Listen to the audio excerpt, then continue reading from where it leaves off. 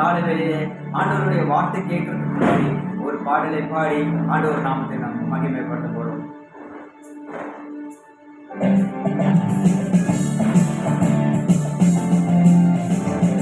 ஒரு வார்த்தை சொல்லும் கர்த்தாவே, எங்கள் வாழ்க்கையெல்லாம் செழிப்பாகுவே.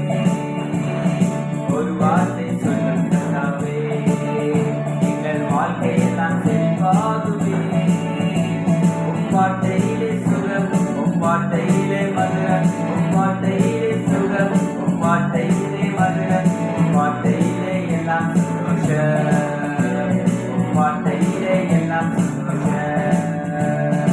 ஒரு வார்த்தை சொல்லும் கர்த்தாவே, எங்கள் வாழ்க்கையெல்லாம் செழிப்பாகுவே. ஒரு வார்த்தை சொல்லும் கர்த்தாவே.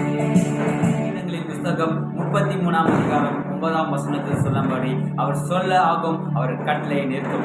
இந்த வார்த்தை கேட்டுக்கொண்டு இருக்கிற ஒவ்வொருடைய வாழ்க்கையிலும் நீங்க என்னென்ன காரியங்கள்லாம் அவர் நோக்கி நீங்க சொல்லும் போது எல்லா காரியத்தையும் கர்த்தர் உங்களுக்கு வாய்க்க பண்ணுவாராக.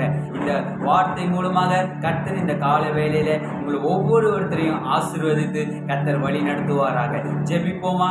அன்புள்ள தகப்பனே, ஆசீர்வதிக்கப்பட்ட இந்த நல்ல நாளுக்காக நன்றியப்பா.